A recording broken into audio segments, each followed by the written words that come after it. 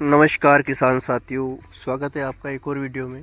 किसान साथियों, जैसा कि आपको पता है कि अब जब जनवरी जैसे ही शुरू होता है तो हवाएं थोड़ी तेज़ होना शुरू हो जाती है और जल स्तर जो है हमारे सिंचाई का जो सिस्टम है वो धीमे पड़ जाता है। अब कहीं ना कहीं पहले जो अपन 20 दिन में गेहूं की सिंचाई कर रहे थे तो वो सिंचाई अब हमको 15-17 दिन में ही करनी पड़ेगी। अब वो क्यों, उस बारे में अपन बात करेंगे। दूसरा, मैं आपको एक चीज़ बताना चाहता हूँ किसान साथियों कि अगर आपके गेहूं में बालियाँ आ चुकी है, दाने भरने का काम शुरू हो चुका है, तो अगर हवाएं ज़्यादा चल रही है और आप सिंचाई कर रहे हैं तो आपको ध्यान रखना होगा कि गेहूं आड़ा ना गिर जाए, क्योंकि कई बार ऐसे हवा के जो तेज़ लपेटे होते और वो हवा ज़्यादा तेज़ चलती है और अपन सिंचाई कर देते हैं तो वहाँ पर अपना गेहूँ हवा के कारण आड़ा गिर जाता है। तो ऐसी कंडीशन में अगर हवा ज़्यादा चले तो आपको सिंचाई के लिए 1-2 दिन रुकना होगा, ताकि जैसे ही हवा बंद हो आप फिर सिंचाई उसमें कर सकें। अब बात करें किसान साथियों, 15 दिन में अपन को सिंचाई क्यों करनी पड़ेगी, तो आपको जैसे कि पता होगा कि पहले जब अपन ने जब गेहूं अपना 1-1.5 माह का था या 2 माह का था, तब तक गेहूं अपने जो परिवर्तन था, मौसम ठंडा था, व्यवस्थित था, टेम्परेचर बिल्कुल रात में 10, 8, 9 डिग्री तक रहता था और दिन में लगभग 18-19 डिग्री तक टेम्परेचर रहता था।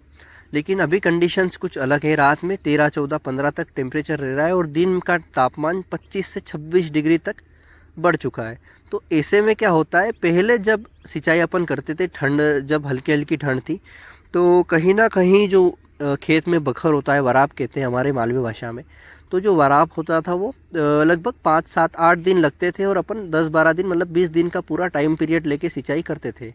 लेकिन अब जैसे ही टेम्परेचर बढ़ चुका है तो 5 से 6 दिन में ही बखर आ जाता है। अब पौधा बढ़ चुका है, पौधे की जो क्वांटिटी है, पानी लेने की क्षमता भी बढ़ चुकी है, मतलब पौधे को पानी की ज़रूरत ज़्यादा होगी और कहीं ना कहीं जो अपन 20 दिन में सिंचाई कर रहे हैं वो 12 से 15 दिन, 17 दिन में ही सिंचाई करनी पड़ेगी।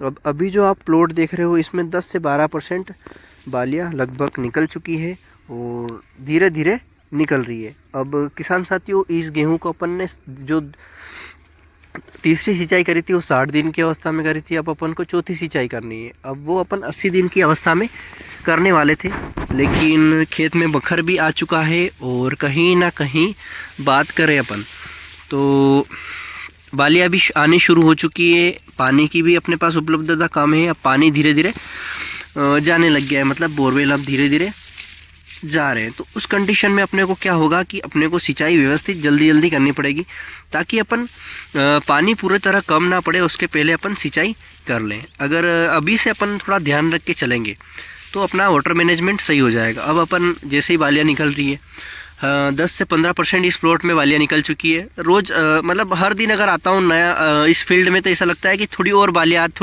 देखने को मिल रही है, ऐसे बढ़ता हुआ ही काम चल रहा है। तो ऐसी कंडीशन में क्या हो रहा है कि यहाँ पे जैसे इसमें अभी ये गेहूँ 75 दिन की अवस्था में, 72-73 दिन की अवस्था में हो चुका है, 7-8 दिन और 6 दिन दिन मान चले, क्योंकि अभी दूसरे खेत पे पानी चल रहा है। जैसे ही वहाँ से मोटर फ्री होगी अपन इसमें पानी छोड़ देंगे तो लगभग 75-78 दिन की अवस्था में इसमें सिंचाई चालू हो जाएगी। तब तक इसमें 50 से 60% बालियाँ आ जाएगी, उम्बियाँ निकल जाएगी। तो ऐसे में अपने को जब उम्बियाँ निकलती वक्त जो पानी की ज़रूरत होती है वो भी अपना काम हो जाएगा और तापमान भी बढ़ चुका है। तो ऐसे में ज़मीन थोड़ी सी ठंडी होनी चाहिए और थोड़ी सी नमी भी होनी चाहिए, तो दोनों ही काम अपने बरकरार चलेंगे। अब देखते हैं आगे क्या होता है कि आगे अपनी 5वीं सिंचाई, जो मेन सिंचाई होती है दाने भरने के टाइम पे, अब वो अपन शायद ही कर पाएंगे। अब शायद क्यों, क्योंकि इतना जनवरी एंड तक अपने पास पानी रहता है, उसके बाद सिंचाई की काफ़ी ज़्यादा दिक्कत आती है हर किसान को। हमारे एरिया में क्या, किसी भी एरिया में जाओगे आप तो कुछ एरिया में पानी रहता है, बाकी डैम वाले एरिया के, नदी वाले इलाके में, बाकी हमारे एरिया में ना ही नदी है ना ही डैम है, तो पानी की सिंचाई की ज़्यादा दिक्कत देखने को अपने को मिलती है। और किसान साथियों, ये जो अपना प्लॉट है गेहूं का, ये 67-68 का है, तो लगभग ये अपने पास 12 से 13 बीघा का गेहूं है और पूरा गेहूं इसी कंडीशन में है। और शाम के वक्त बहुत ही बढ़िया नज़ारा आता है यहाँ पर, मतलब खेतों में जो शांति मिलती है वो किसी जगह पे नहीं मिलती। इस गेहूं की हाइट है वो 70 सेंटीमीटर से 80 सेंटीमीटर के बीच में रहती है।